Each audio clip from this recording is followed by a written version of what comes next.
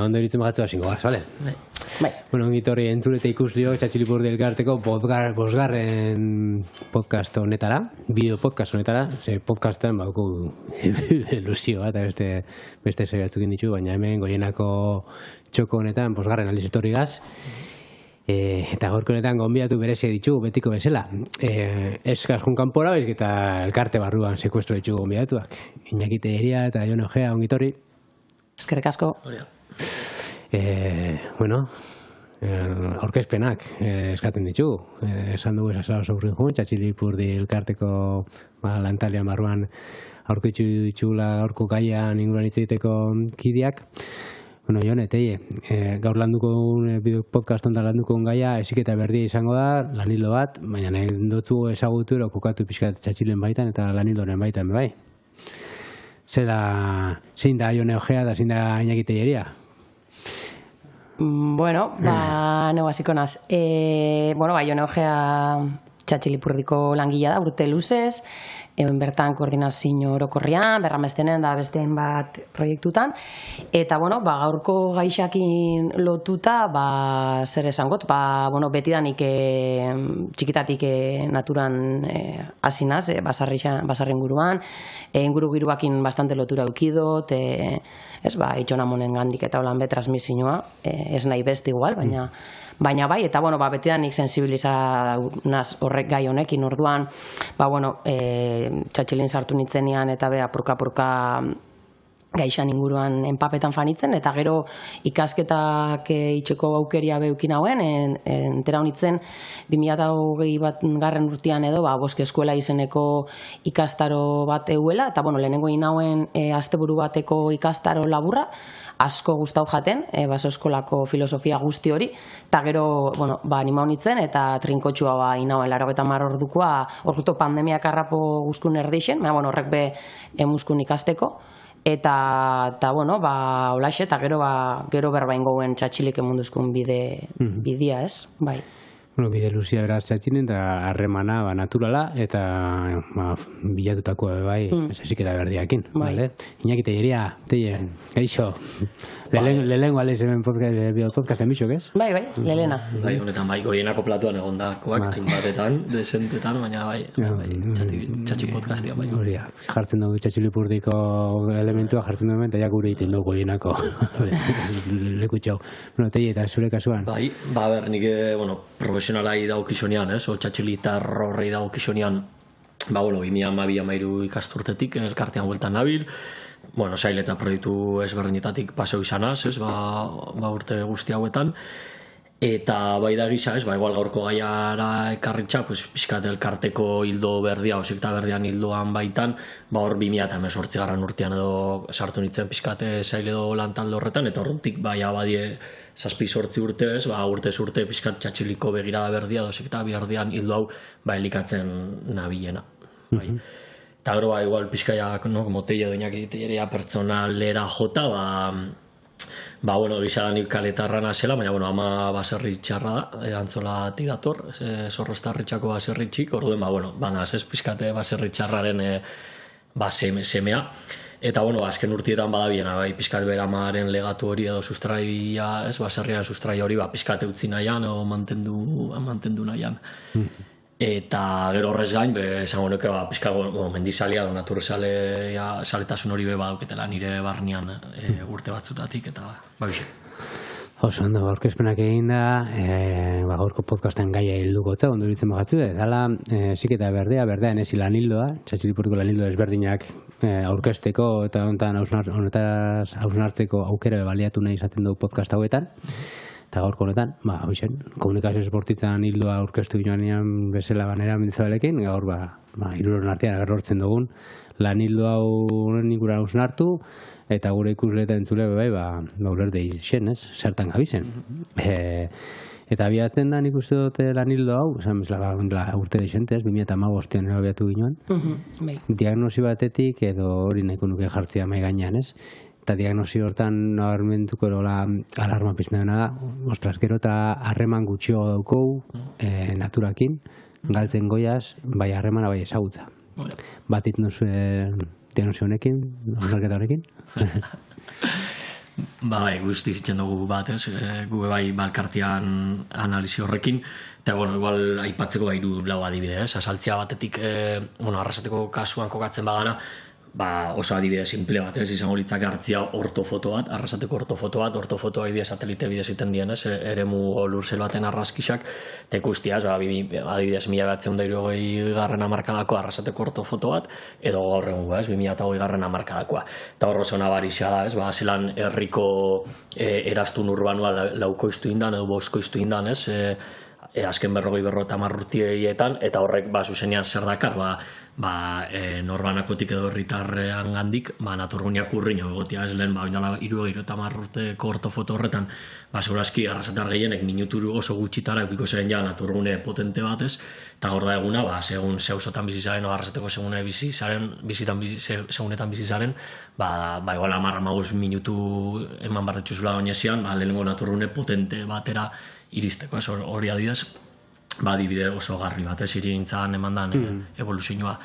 Eta gero ez da inbat ere mutan, ez, lan esparrura juten bagara, lan munduak azken urtietan eukidagoen evoluzioa dala eta, hor, ez, fabriketara jodogu, bulegoetara jodogu, orduen gure lan jarduera batez ere, ere mutxetan, emuten da gisa badauzela, lan jardunako, lan postuak naturgunietan itzen dienak, edo ez, lore zaintzak, kale mantenimenduetan, edo espazioariketan iten dienak, baina igual gehiengoa baiko gatzen da, ez, ere mutxetan, fabrika, bulego, testuguruan, orduan behor beste aldentze bat eman da, ez.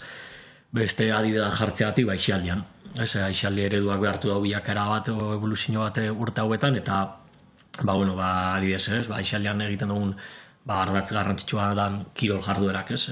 Kirol jarduera asko ere mutxetan itzen ditugu, ez? Jone gimnasio diator gaur. Itzen ditugu, adibidez. Azkenean dago gare honen parte, ez? Igual pizkatel gura, bentsa jabe izatea horrenaz. Nibe lehen pertsonian hitz egiten. Ez, badakula joera hori, ez? Kirol jarduerak kirol debizetan, edo kirolako kitu da dauzen espazioetan iteko, edo kultura bera, igual antzoki edo areto batera goiaz, ez? Eta eremu horrek itxiak die, edo, taberna, ez? Gure giroan horren apresiatua dan txikiteua edo poteua taberna giroan iten dugu, orduen, aixialdi ereduan eremu itxiekiko joera bat eman da. Eta laugarren bat daukot. Bota, prestatura etorriak. Gaur, izeko inspirazioan etorri jatena da, mugikortasun edo garraio eredua, ez? Zela aldatu dan bebai azken 50 urtietan, lehen igual, ez? Herriko ekosistema horretan mugitzen zien, ez? Eta, desplazamenduak txikinagoak zien, eta asko oinez egingo zien, oin ja oso komuna da, ondoko herrian lan egitea, edo ondoko eskualdean egitea, edo probintziako hiriburuan lan egitea, edo ikastea. Orduen egunerokotasunean itzen ditugun transito horrek, askoz kilometro gehiago ematen ditugu, eta osoikoa da, egunero ordu bat edo bi transizioan emutia, ez? Eta distantzia handiak dienez, kasu askotan transizio horrek, edo garraio publikoan emuten dira, edo garraio pribatuan ematen dira, eta ere mutxietan dira, ematen ditugun transito horrek, orduen, guzti honen ondorioz niuzto nahiko nabarmena da, aldentze bat eman dela. Alentze bat hor da, eta esagutza atletikoa esango nuke, ez? Nik usteot nire aitona monek harreman gehiago zeukela, esan duzun faktore ezberdinagaitik, gertu zeukelako. Baina esagutza bai galtzen junga sensazioa zeukuru eta badauko, ez? Dala, nik ez dut ezagutzen txori, intsektu, landare, izenak adibidez, ez? Ez dakit. Hori beba dagoela, uste duzu, ezagutza galdu dagoela, naturan ezagutza galdu dagoela, harremanekin batera. Nik esango nauke azkenean ezagutza, gertutasunak ekartu dotzula ezagutzia eta ezagutza horrek konfiantzia, ez? Eta hor, zelabait, gertu bizidozuna eta egunerokotasunean bizidozun horrek ekartu dotzu transmisiorako beharra. Aldiz, jendarte eredua, ez? Argudioz berdinengatik, industrializazioa, ez? Beste sektore batutarako hurbilpena, evoluzioa, arrazio ezberdinengatik urrundu inda hortik, orduan horrek ekarri dagoena izen da, ez ezagutza bat, eta igual transmisio horren beharra, ez, eukitzia, ez? Igual, nik askotan aitxona monei igual ez hainbeste, baina gurasuei bai entzun izan dutziet zetako, ez? Zetako jakin biozu, igual hortuko gauzak, edo zuaitzen izenak, eta galdetu izan dutenian, zetako biozu hori ume ikesi, ez? Eskolan ikesi biozun gauzak, eta garrantziak endu jako labe bai, ez? Bai. fokua. Ez dugu epatu baina hezkuntza bai aldendu da naturatik. Bai. Gero eta hezkuntza eta esango nuke ja gure gero ingo berba, baina gure aisialdi zerbitzuak bai aldendu dela naturatik, ez? Bai. Bueno, diagnosi honen baitzan, egoera honen argazki bat eginda, oindela urte 10 urte, txatxilien baitan bai, jarri joan fokua, bale. Hau gertatzen da, nahi dugu honi buelta datemo, nahi dugu zau, pixkat gure buruai behiratu bai zertan gabiltzan, zela gerturatu halko ginaken naturara gehiago, eta hor zabaldu ginoan esan bezala berdean ez lan hildua, guk pesagoski beste hainbat eragilek eta beste hainbat hezkuntzara ekin daen bezala, guk martxan jarri ginoan hori ez. Eta horretarako, beste hildotan indun bezala, liburu bat ekarri ginoan euskerara, horretan ardatza dalako hizkuntza ez, gure lanean, berdean ezi liburua, Ike Freirerena, aurrak naturara hurbiltzeko ideiak. Zaitxik hau, eta ondatik zela tiren ginoan. Kontu aldozko zue? Bai, egitxa da, liburu hau aukeratu zala, ni momentu hortan ez ninguen elkartean igual, ez, eta ez dakit zergatik aukeratu zan liburu hau, baina egitxa da, liburu laburra dala, erreixa dala, gonbidapena itxen dauela argazki bat, beharrena, ez, ze modu egon leizken naturara hurbiltzeko aurrekin, zela baita guk momentu hortan nik uste dut geuken kezka hori, eta etzala guria bakarrik, ez, gero igual komentauku, baina bat zatorrela badauela olatutxo bat, ez, Europa mailan, Espainia estatu mailan bebai, igual ez oso handixa garai hortan, baina, apurka hoien hain jarra hartzen, gure kezka berreinetik ebilen gentiana, ez? Eta orduen, pezo jakune egokixa zala, eta nik uste dut eskusa bat bebai, ez? Aldiberien euskerara ekartziak gure aletxua bebai, ez? Euskera elkarte garen ninen, da aurren iria osteko liburu bat zan, eta bestetik pixkat ziketa berdea ekartzeko. Aitzakia bat barrura behiratzeko eta ikusteko orte zertan gabiz, eta bestaldeatetik aitzakia bat gauza berriak martxan jartzeko, edo hildo berri bati hasia emateko, ez? Bai. Karo, eta uzela, oso ondo dago, liburuak euskaratzen dozu, ekartzen dozu, baina, karo, honek ero erai bat eukin nahi badau benetan zure lan esparruan da eta inguruan, eskatzen da, osnarketa bat egitea, ez? Zertan, zela egiten du, txatxilitik. Lan hil dauz zela lurreratzen du gure lanean, eguneroko lanean. Nik esango nauke, hemen ingauela apur bat, bi gauza, ez? Igual batetik, lanien genbitzen arluetan, ero izen zerbitzuetan, ero gure, egitasmo propioetan, pixkat, txipori nola ingeiken, nora eraldatu geinkien hori, eta gero bestetik igual, espresuki ziketa berdea, edo naturara hurbiltzeko sortu geinkien, igual egitasmo berrixak edo, pentsau ez da hori, igual esan momentuan ingauen autua, baina pixkanaka sortzen fangarena, 10 urte honetan. Eta igual, azteko etxe barrura, ez, etxe barruko zerbitzuta egitasmoak eraldatzea, egisa da egunerokotasunien, ludotekak, ez, gaztetxokoak die egunero lanien gauzenak aurretan erabiekin, familixekin, eta nik uste hor, batetik igual formatzia edo pixkat kontzientzia hori elkartean ez izetia biero irun, ez, pajeua, baizik eta igual, danok partekatzen gendun behar bat izetia, orduan nik uste hor, ingo zala, ez, zela baite, izketaldi asko, hausnarketak, zitzaiekin, eta gero aldiberian, badibez, ludoteketan, igual analizi bat, ez, iten zana, barne espazioak, arrasate bera, ez, herria, ingurunea kokatu, mapeuak, nundoze naturguneak, joeten gara, ez gara joaten, zergatik, aurrei euri galdetu, Ze material daukogun, ez? Hori da, igual ez, garai baten ez, akogoratzen az, 80 margarren bizi eta jaixo gitzen aurrak, danazan plastikoa, kolorin kolorau, super, ez, kolore deigarriak, eta horbe saiatu gitzen, ez, apurka, besta ez da greenwashing bat olan itia, ez, plastiko dana bota, eta hori beza ez dugu bultzatzen, ez, baina zala, erabili leizken materialak plastikozkoak izan arren erabiliko ditugu, ze hori bada, ez, natura zaintzeko modu bat, baina demagun sortuko ditugun, erosiko ditugun material berrixak, hori izetia elementu naturalez osatutakoak, koloriak pixka zaintzia, gero horrek badaukolako osasunien impactu bat. Horrek sortu zeban, gure lana berraztertu eta ikusteko aitzaki bat, sortu zuzkun honek. Baina honetaz gain, eta segurazki hondikan falta jako gauza bide luzea egiteko, Bai. Hor dago udalekuena, bai dela gure isla naturakin harreman zuzena etenga eduki da eta bizkat oso natura dana. Baina honetaz gain, sortu ginoan bai, sortu ziren jungaz poliki sortzen, egitasmo bereziak lanketa lanildo honen baitan, ez? Zeintzuk zela... Bai, hor bat ditxugolako bildumatxo bat, ez? Dako batetik natura jolasean, dela igual ibilbide luzena egin dagoena. Hor dago, ez da ikusten da, hori? Natura jolasean kartela. Hor dago, natura jolaseaneko batzordeko gurasoen semalabakin jako... Bai, gurasoen, batzordeko gurasoen, hainbat gurasoz batzorrean gurekin da gure semalabakin jako artelan ederrak eta ondo gordetzen dituguna presio handiz. Aurtengo gaina 10 izen, ez da? Bai, hori da, esan duten bezala, hori, 10 urte ja ibilbide luzea dukon egitasmoa da, esan gaiken aia arrisa sustraituta, desente sustraituta dauena. Urtez urte, nik uste gero eta jende gehiago batzen dauena, eta bai denboran edo ekintza gero eta programak eta zabalagoa daukona. Gure ustez, eta bai, hortengo edizioa berezizia izan da, azken baten hasi egitzen, eta pixkate Severon kokatu ginen ekintza hori, eta nola helburua esan gaur egungo Severo alderatzea 1995ko Severokin, orduko Severok mintzeko goratzen dugunok edo 42 zuaitz zeuzkan, eta gero bi olako jardin handi, eta horren guak 6 zuaitz ditu ez, orduan ikusi ginen bazala igual bastante simbolikoa eta ikusi arrasa aldaketia ez, eta orduan bertan Severoa joan gitzen, bertako zuaitzei bat txorko edo lorontzia hondixoak insotzagun, eta zehatu ginen plazan bertan zuaitzei hau marrasten lurrien, ez, modu kolektiboan, danon artien, 100 pertsona egongitzen, ez, nolaiteko artelan edo performance hori egiten, eta gero jarri genitxun, ez, lehengo iraganeko arraskak eta gorregunguak eta holan.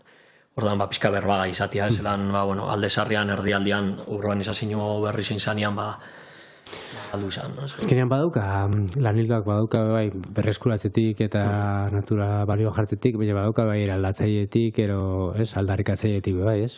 Hau da, beti esaten duna, ez? Norantza bat dauka jendartea, guazen norantza hori zalantzan jartzera eta ikustera, ez?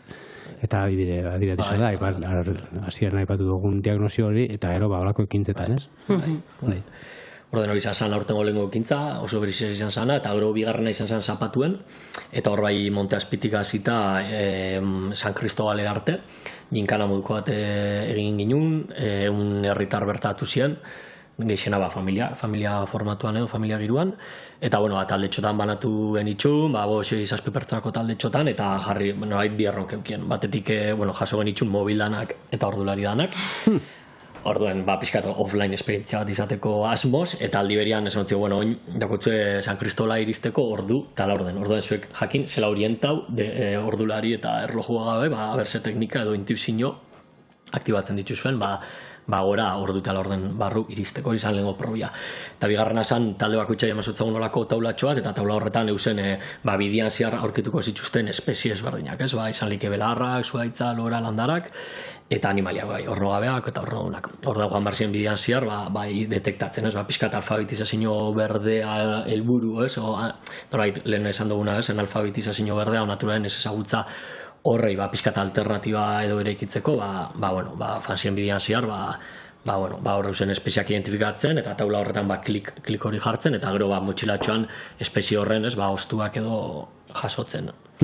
Eta izan oso politxe izan, porque behin gora heldu ginean San Cristobaleko ermitara, borobila hondizan jarri ditzen, pertsonak, eta hasi ditzen, danon artean partekatzen zenbat espezie topatu genitxun, da 50 espezietik gora, zuaitz, lora, landara, belar, animali aztarnea, eta danetik, oso ekosistema aberatza dauko Montorren barna, eta pixkat hori mai gaineratzea, eta horren kontzientzia hartzia izan zen horren helburua, eta posilatu ditzen emaitzaken. Bai, hoxen da podcastunen helburu olako ekintzei jartzea atzian neuki aldaben helburu eta ausnarketak, ez? Esan bezala, naturan jolasean 10 urte, baina indela urte batzuk bai bagabiz eta jende asko pentsako ze pintatzen da Txatxilipurdi elkarteak, erreka auzolanean antolatzen edo motor gisa hor, ez? Ze arrazoi dago hor, ez da aizean elkartea, ze iten dago, ez? Hori kokatu ala dela hemen, ez? Vale. Bai, hori da, bai, egitasmotxo hau, bueno, bintzete igual eskualdeko perspektiban egisa bergaran urte desentez jardun da bela iten, baina, bueno, igual, txatxili azken 3 urteetan sartu da honetan, ordan igual berritxoa da guretzako, bai zehatu gara eskualde palanka emuten, edo eskualde izan emuten, azken 3 urteetan, da ustot elkartia horretan bastante estrategikoa izan dela, eta, bueno, oso ekimen politxa da, azkenean, xerion 7 pertsonak hartzen dugu parte eskualdian, arrasaten Berrun Irun bueltan ibiltzen gara, orokorrean oso familia uste dugu dara ekintza eta adin artekoa izan likela guztiz, baina, bueno, momentuz, arrasaten igual behidoko familia giroko kutsua, baina, bueno, adintarte guztiak die ongi etorriak, eta honen bitartez edan bilatzen duguna, batetik gauzolanan ideia berreskuratzia, eta hori bestetik, gure eskualdeko ibaiekiko emandan deskonexio hori nolabait, berreskuratzia bai, ez? Eta ibaiakin berra dizkidetzea, berriz hurbiltzea, ibaia berriz ezagutzia, eta bai zaintzeko kontzientzia hori garatzea, ez? Porque azken hamarkadetan gure eskualdeko ibaiekin oso zaintzaiak ezala izan, orduen, eta askotan ezagutzen den hori hobeto zaintzen da, ez? Orduen, pixkat, asmoiekin sartu ginen. Eta bai, bi ekimenak badauke beste, komunia duken beste kontua dela, ez duela bakarrik egiten, udala bai naturan jolasan eta bai herriko auzolana ez duka logikarik, ez balin bada egitea eragi ezberdin arteko elkarlanakin eta herri ikuspegi horrekin, herri saletze horrekin, Hori da.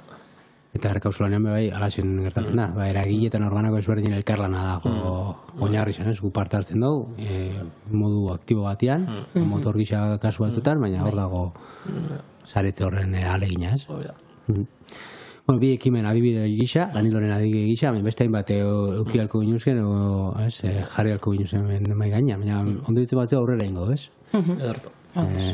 Putzutan plastikimena mote ez dago kontatzeko, putzutan salto diteko, ez dago putzu bat hemen salto diteko, edo alfabetizazioa berbetan kale natura, ez? Nola kaleko bedartsuak identifikatzeko saiakera hori ginuna, badare batzuk. Bai.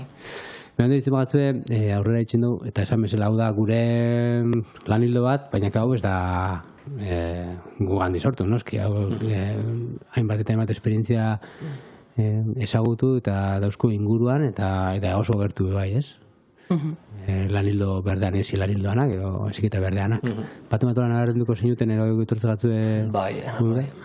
Bai, hainbat adibide badauzkagu ez. Batetik bai ikusten dugu azken urtietan, azken 5 urtietan, hezkuntza formalaren eremuan urratz potentiak egin diela, ez?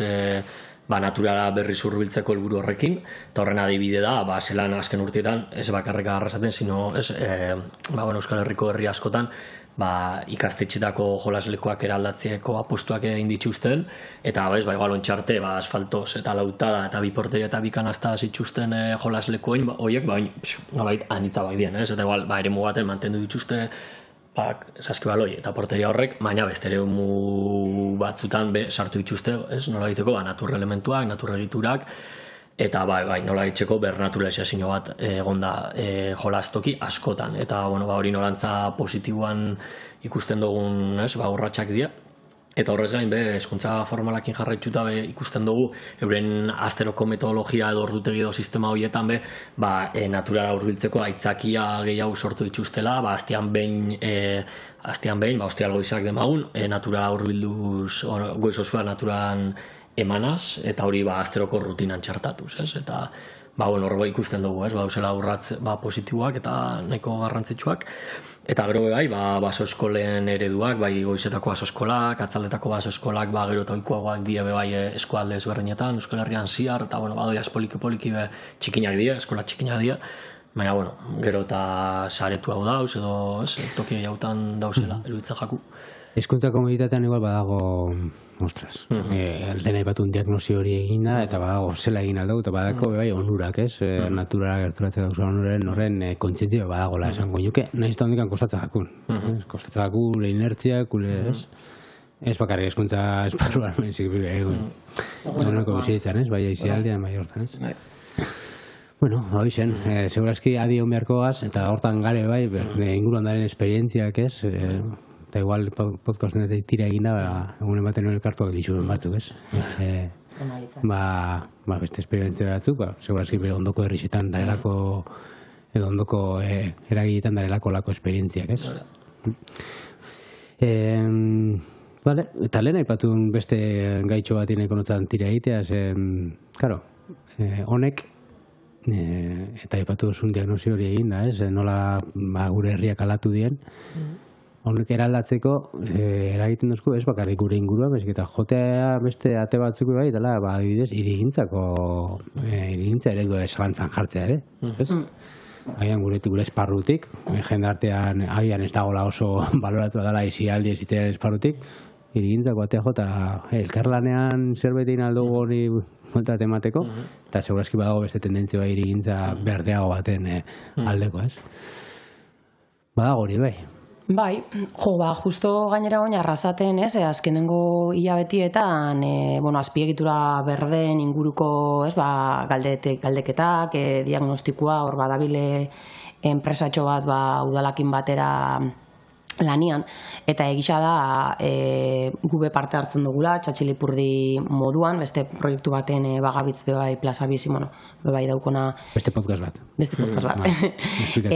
Nahiko, naturak ime badaukona kontaktua, eta horre pixkate hori zan asmoa, ero bentsat nik bai sentiru nagoela parte hartu gendunon artean, eta zein, eurako bai, bultzatez apienak pixkate galdeketak itxia, eta hori ez, zelabait hirigintza eredua zalantzan jartia, ez? Eta zelako errekak ditugu, zelako kaleak ditugu, ez? Hormigoiz jositxako plazakiteko tendentzia ikaragarrisa emunzan, eta ondion be, pixkat teieke komentau dauen Seberoko adibidea ekarritxa, ez?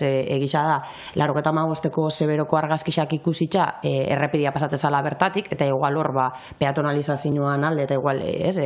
Herritarrak zelabait oinezkoen aldeko apustuak, igual badaroioela urte batzuk, baina berdetu, ez, natura ekarri biharrian, dana asfaltoz eta hormigoiz josi gendun, eta naiz 95an kotxea pasauko zan bertatik, eta ez dut horren aldeko autua egiten bez, baina 52 zuaitz zeusen, ez, eta, igual bai da adibide txiki, baina nahiko esanguratxua, orduan, galdeketa honeitan horren alde behiten gendun, ez? Errekak biztaratzia, arrasaten errekaren parte haundi bat ez da ikusten, ez? Eta gainetik errepidia sortu dugu, pasatzen gara, ez dakigu hor erreka dauen ipez. Lehen lotzen mote zeban, ez? Errekak. Erreka zan zabortegi, bezala irudikatzen zan. Zikina, gu zikindua. Oin igual, ez? Balioan jarri nahi da. Eta ero, ez da naturak molestatzen dozku zikina da, edo zaindu behar da, edo mantendu behar da, eta ez dakit, horrek badauka eragina, eraukiko zan eragina papaten dana desagertzeko. Bai, nik uste dut azkenien, natura bizia da, ez? Natura aldakorra da, eta bertan bizitza dau, eta bedarrak benta jaitzen daue, xomorruak dauz, ez dienak oso atxekinak, ze igual ziztatu itxen duzkoe, edo... Gurot esan, egisa bai, gure komodidadia eta egunerokotasuneko errestasun erosotasun bizitza askar horretan, natura ez dator bat, ez? Naturak daukon erritmoa, berez guk, pertsona moduan beba daukoguna, baina igual ahaztu itxe jakuna. Atzian lagado gure ritmoa. Bai, eta holan, ez, gero gimnasiotan entzerretan gare, ordu betez korrika itxen eta holako gauzak, bai. Baina, azkenian nik uste dut oreka bat bilatzea dela, ez, eta pixkanaka igual batzun eta tendentzia batzu iesker, hori irigintzak, eta ez, jendartia nik uste dut badabiela, mentzau jendartian parte bat badabiela horruntz kontzientziatzen, ez? Herritxa pentsatzerako orduan, pentsatzea, ostras, maipatu esun, ez? Zenbat denbora behar du naturgune batera gerturatzeko, naturgune batez gozatzeko, edo naturgune bat bizitzeko, ez? Horrek herritxa pentsatzerako orduan izan galdea klabe bat. Gero aldaketa klimatikoak izartzen balen bagaz, eta bergune klimatikoekin eta itzal naturalak eskaintzen dozkuen aukera, zenbat gutxitu duen hori, bai, badare hausnarketa politxakor.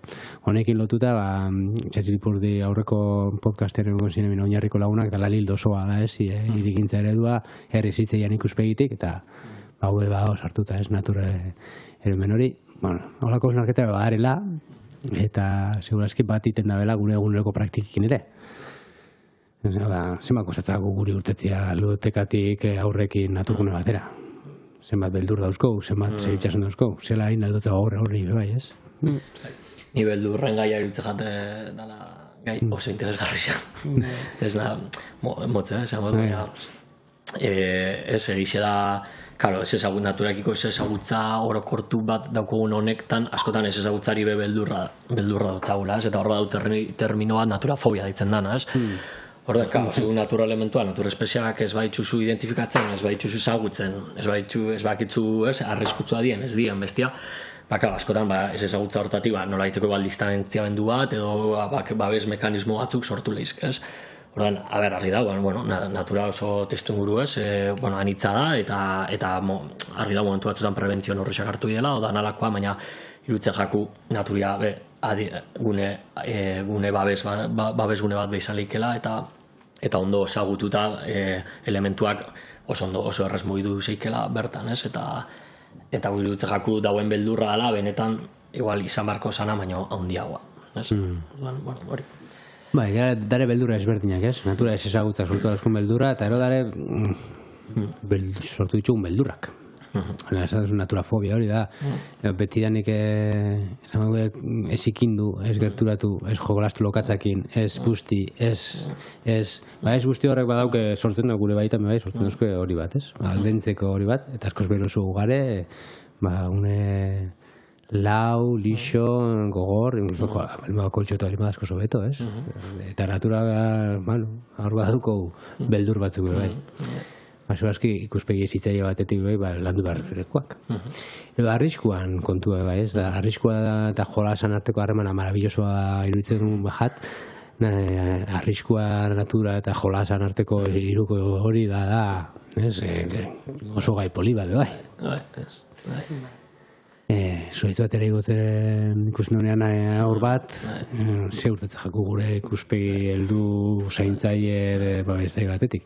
Eta guraso bezala, edo ezitzaile bezala, edo irakasle bezala zela bizi dugu hori, ez? Hor dago, bai... Segurazki gure eguneko lanean behitu aldogu, hori, ez? Ketekadatik, edo... Bai. Bai, azkenian hori kriston gaixa da, ez?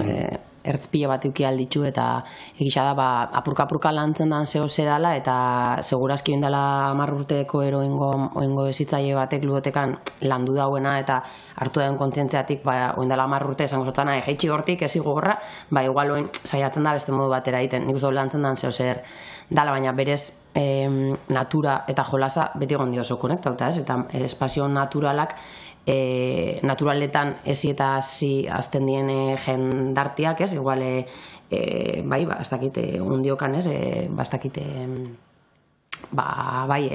Amazonasen, edo, dauzen tribuak eta holan, jolasez ikasten dau, ez dut uste inok erakusten dutzienik eurak egunerokotasunean behar dituzten kontuak, ez? Igual momentu puntualetan bai, baina egunerokotasunean inaz, probauaz, eroriaz, min hartuaz be ikasten da. Horrek ez dago esan nahi, oin dana hankasgora jarri bioenik, baina kontzientzia apur bat hartzia, eta igual, beldur horrein aurrean prebentzio neurri batzuk hartuta, zuhaitz bat edo parke bat edo naturgune bat, jolas elementu oso natural eta oso berezkoa izen lehik ez, behaketa batekin eta ez dakit, instrukzio minimo batzuk eta araun minimo batzuk markauta norberan, ez ezitzaian segurtasuna eta lasaitasuna bermatzeko, nik uste dut oso naturguneak diela jolas parke idealenak. Naturak eskintzen da jolaserako aukera aberatzena, hori ikertuta eta hori garbi dago, ez? Kontua guk zela bizi dugun hori. Bai. Eta hor dago beste gai bat, eta igualmentik urtetzen da dela segurazki hezkuntza proiektutan beldurrak, ez da horren beste umeak mina hartzeko edo umeak aurrak bustitzeko zikintzeko beldurrak eduki aldogunak edo aurrak edukara bezik eta horrek eduki den ondorioak, ez? Horretik garrantzitsua danak bat joatea. Hau da, familiak, hezkuntza proiektua, ez? Danak hildo berdean joatea, horregatik olako gauzetaz hitz egiteko beharra, ez? Bai, dudabarik. Adibidez, ikintzian arrez konponduleik, ekipamendu bat eskuratzea proposa, ez? Raka propos batzuk eta zapatia propos batzuk eta horrekin Bai, danak dauko bere, ez dakit konponbide edo zelabait ero aurreikusi aldana kontua da hori. Nik uste Landerrek esan dagoena, hildo berdinetik joaten bagare danok eta kontzientziatzen bagara, benetan hori ona dala, onuragarria dala, naturala dala eta berezkoa dala, azkenean erresa izango da, zitzaiak bez, zikintzia, baina etortzen bada aurra bere soineko berrixenakin, bere gurasoak ez dauelako hori ikusi edo entzun, guraso bilerarako ez dalako etorri eta bar, sortu aldotzun, beldurra, edo... Segurtasun hori entzat eukitzea garbi danok ez, adibezu alekuen edo ludoteka baten ezin du loke zikintzeko beldurra, hortara goiaz. Goiaz zikintzea, esperimentatzea, frogatzea, goiaz ariketan naturekera harreman gehiago eukitzera, onuragarria dalako, pertsorentzako, aurrentzako, guretako, ez? Ez que hor gainera, pasetan da, zer superkuriosua, ez? Eta da hori, ja aurrak be, aur batzuk, ez da biela nahi, ez zikintzia, ez ikutzia, ez bustitzia, eta ez dut nahi, eta ez ikusten dituzu gainera, eurai be, emutetziela, eta ulertzen dut, danok ezberdina garela, eta batzuk igual, berezko, esesko hori eukiko da biela. Baina, ja, generalizagoa danien, eta ikusten dozunean, nik uste dut, dala, kriston kutsadura, ez? Ze ikusten dago igual, azarretzen danean, bronkia botaten dutzi, zikintzen danean, igual, bronkia bota aldotziela, edo horrek ondorio negatibo batzuk karri aldauela, ordan zuzenian hori ez dauingo. Eta gero igual oso urrinera fatia da, baina zikintzen ez danak, esperimentatzen, inguru biruakin kontaktuan ez egotiak, badaz frogak bai esaten da bienak horrek, gero gaixotasunekin eta alergiekin eta ez, zela gorputza esposu immunizatzen elementu guzti horreitara ahuldu itxentzara, ez, horre zela baite laino hartien eukitko bagenitxuen moruen aurrak, eta bueno, eta gu geu, ez, pixkat mamotu moruen itxen gare. Horren kontra beharko dugu, eta horren beharko ez mamotzera. Ez da erreza, baina. Horitera, ez? Zikintzera, guztitzera. Guztiz konbentzerutan hau ni. Bueno, pixeta aurkeztu dugu, hildo orokorra, zertan, norbaitik entzuten malin igual ulertuko dago, ez? Jode, zergaitik, saiakera horrek, ludotekatik juteko naturgunetara, edo zergaitik dagoen Txatxilipurdi erreka auzolanean, edo zergaitik naturan jolasean bezalako ekimenak sustatzen eta martxan jartzen, ez? Claro, aurrera begira zer egin aldugu, jarraitu honekin, zingo dugu, mendik aurrera. Aurra begira, nik uste bidea jorratzen jarraitzeko jarrera eukitxia, esperimentatzen jarraitzeko, harri dago, mantenduko dugula naturan jolasean, mantenduko dugula erreka garbik eta auzolanan ekimena, saiatuko dela ludoteka, gazteleku, udalekutan, neurrisak eta metodoak abiatzen, naturak eta naturakin interazinua presentzia eukitzeko eta hori aragotzeko. Eta gero badauko hor, bai guztau jakun, bueno, ez dakit baso eskola edo baso ludoteka formatuko proiektua abiatzia, iazko udan saiakera bat egin ginen, usteeko azkeneko aztien, baina gisa da, igual data proposenak beziela, eta azkenean ezin izan zauen egitasumak aurre egin, baina gure proposena edo pixkat spoiler bezala edo, bai guro aurreratu, uda ostean, horrego ikasturtean zer, gurok gura dugula, nola baita batzaldeko baso eskolan formatuko, proiektu bat edo eskaintza bat martxan jarri. Baso ludoteka izango litzak? Bai, hori da. Hondikan, forma emuteko dauko, hemendik eta abuztura arte, forma emuteko dauko, eta gero iraia aurrean asmoa bai da hori plazaratzea, aukera hori herrira, eta ikusimiko ia zerako erantzuna jasotzen dagoen, aurren familien aldetik, eta hoxe da igual urrengo urratza edo esperimentua daukoguna pixka mai gainean, astero olako eskaintza espezifiko bat egitea, gainera ikusitza arrasaten bezalako naturrunia gauzen, Santa Barbara dau, Monterron dau, San Cristobal dau, Kurtze Txiki, Ziorrako Balkoia, Etxezarreta, Segurazki beste podcast baten landu beharko ginukena zan, presgare guraso familio, gure semalaba denbora galtzera naturan jolasten. Hori izango da gaia, honeko podcast alaterako, gaiziel eredua eta gure produktibismo zentzugabe hau, mendako gula gure horrekin, bale? Horrela behira, beste hildoren bat, beste zerbait ikusten duzuna, jarraitze honekin bai, baina, aliantzak topatzea ere, beste esperientzia irekita egotea, ez? Askotan sartzen gaz geurea, baina ondoko herrian, ondoko eragian da bizte absorbeta berdinakin, eta bizte antzeko kontuekin, eta paje berdinekin. Bai, nik uste dute gu super irekita gazela eta adi egoten garela dauku nik uste dut tendentzia eta jakitun gara bere denporan elgoi barren inziela, arrasaten hezkuntza formalian badabitze olako, ekimenetan eta badauz, ez gara gu bakarrak pixka kontrakorriente goiazenak, orduan, jarraitzuko dugu adi, aliantzak sortzeko eta elkarlanean aritzeko superpres beti, eta momentuz berrixa holan jarraitzuko beste danakin, eta berrixa solu doteka martxan jartzea udazkenean. Oso ondo, spoiler horrekin gelitzen gaz, eta zeratzen gaz, beste podcast baten honi tira egiten, iritzen majatzue. Edarto. Bale, hemen amaitzen da gure gaurko podcasta, ondo iritzen majatzue. Peru, zema denbora goiaz? 20 minutu. Oso ondo. Hortxe. 20 minutu beraz, oikoa da, eskatzea abesti bat, edo zerbait, izteko podcasta. Zer entzungo dugu. Ez dugu zer ikusi gaiakin, eta zentzuten gara eta zer nahi dugu entzutea. Zer entzungo dugu? Bidelaporrak, adibidez? Oso, no? Eta abestiren bat, zehazki? Bai, aturri... Ez dago prestatuta, Azkenengo, jita edo geixen entzuten dena Spotifyen aturri, uste dut aturri deitzen dela, ez dakit. Bala, Peru konekin emongotzei itxiera podcastai. Ezker asko Peru, ezker asko Bikote, onatortzearen, eta hori urten diela hainbat aritxo, bat ireiteko eta beste hausnarketa momentu batzuk albidetzeko. Ezker asko eta animo. Ezker asko lo.